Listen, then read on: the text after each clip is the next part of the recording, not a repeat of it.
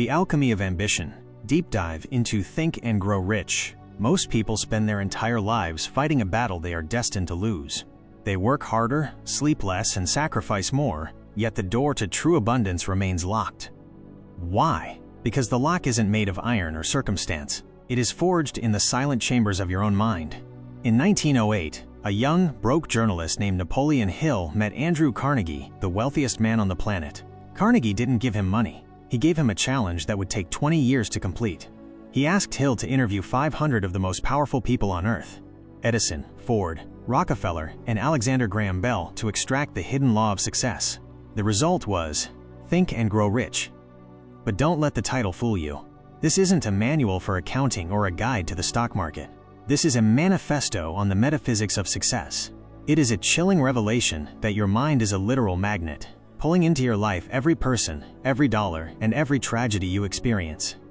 Today, we are going deep. We are decoding the 13 steps to riches to understand why, in this modern age of endless opportunity, most souls are still starving in a world of plenty. The journey begins with the burning desire. Hill clarifies a painful truth. A wish has no power. Saying I want to be rich is a passive hope that the universe treats with indifference. A burning desire is a psychological obsession that consumes every waking thought until you create a bridge to manifest it into reality. Think of the early days of SpaceX. Elon Musk wasn't just trying to build a rocket company. He was facing a world of skeptics, 3 consecutive failed launches, and the total exhaustion of his personal wealth. He was on the brink of absolute ruin. Yet his desire wasn't to make money. It was an unshakable obsession to make life multiplanetary. When your desire is that deep, failure becomes an irrelevant data point. To turn this into your reality, you must be surgical. Fix the exact amount of money you desire, down to the last cent. Decide exactly what service or value you intend to give in exchange, because there is no such thing as something for nothing. Set a hard deadline. Create a definite plan and start immediately, whether you feel ready or not. The universe does not respond to needs, it responds to demands.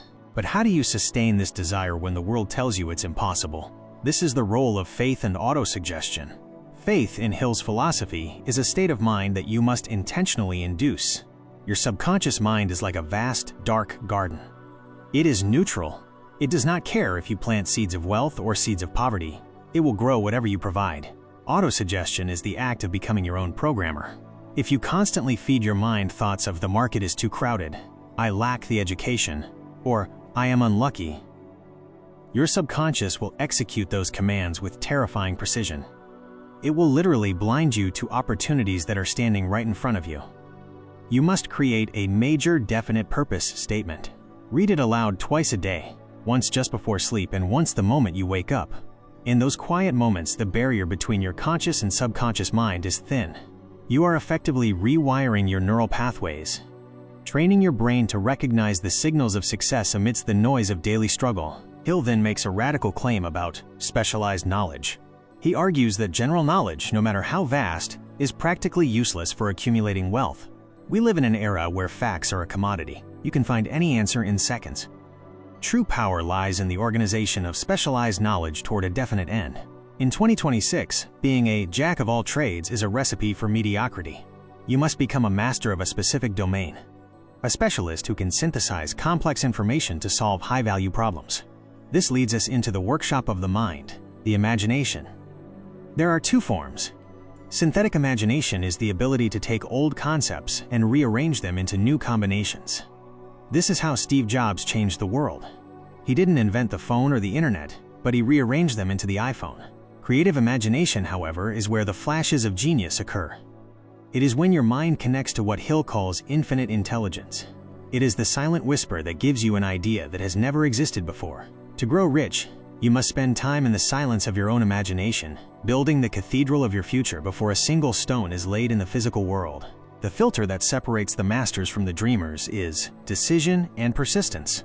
An analysis of over 25,000 people who experienced failure revealed that lack of decision was the primary cause. Successful people reach decisions promptly and change them very slowly, if at all. They trust their internal compass more than the neighborhood of opinion. Most people are good starters, but poor finishers. They are easily swayed by the doubts of friends and the negativity of the news. Persistence is to the character of man what carbon is to steel. you will hit a wall.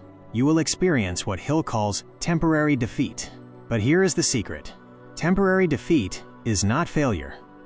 It is a test of your worthiness. The famous story of 3 feet from gold tells of a man who quit digging just 3 feet away from a massive vein of gold because he lost his persistence. He sold his machinery to a junk man who hired an engineer, found the gold, and became a multi-millionaire. The question you must ask yourself during your darkest hour is this: are you quitting because the goal is impossible, or simply because the process is uncomfortable? No great achievement is the work of a single individual. This brings us to the mastermind, the coordination of knowledge and effort in a spirit of harmony between 2 or more people. When 2 minds come together, Hill believes a third mind is created, an invisible, intangible force that functions like a psychic synergy. Look at your inner circle today. Are they reflecting the person you want to become, or the person you are trying to leave behind? If you are the smartest, most ambitious person in your room, you are in the wrong room. You need a mastermind group that challenges your biases, supplements your technical weaknesses, and holds you to a higher standard of excellence. If you are a visionary but struggle with details, your mastermind must include an executor. Power is the result of organized effort, and organized effort is the result of a mastermind. Identify those who possess the qualities you lack, and build a bridge of mutual value. Finally, we arrive at the most mysterious part of the philosophy, the 6th sense and the ghosts of fear. The 6th sense is the apex of the pyramid, where you act on intuition and receive guidance from a source beyond your 5 senses. But this level of awareness is impossible if your mind is paralyzed by fear. Hill identifies 6 basic fears: poverty, criticism, ill health, loss of love, old age, and death. These are the ghosts that haunt the corridors of the human mind, keeping us small and safe. The most insidious of all is the fear of criticism. It is the silent killer of dreams. It is the voice that whispers, "What will they think if I post this?" or "What if I fail in public?" To reach the heights of Think and Grow Rich, you must become immune to the opinions of others. You must develop a mental shelf where you can observe criticism without letting it penetrate your core identity. You must realize that the people who criticize you are usually the ones who have given up on their own burning desires. After 20 years of studying the giants of industry, Napoleon Hill reached a singular existential conclusion: success comes only to those who become success-conscious. Riches are not merely the numbers in your bank account, they are a physical reflection of the expansion of your internal world. If you do not see the wealth, the influence, and the impact in your imagination first, you will never see them in your reality. You are the architect of your own magnetic field. You are either pulling towards you the life you deserve, or you are pushing it away with the flickering shadows of doubt and indecision. As we close this library, I leave you with one final question to carry into the silence of your night. If you were stripped of everything you own today, your money, your job, your titles, and all you had left were your thoughts, would you be a wealthy person or a bankrupt one? The answer to that question is your true net worth. If you are ready to stop wishing and start demanding, comment the word mastery below, and I will send you the framework to build your own inner circle. The doors of the Great Library are always open to those who seek the light. Don't forget to subscribe for more deep dives into the minds of giants.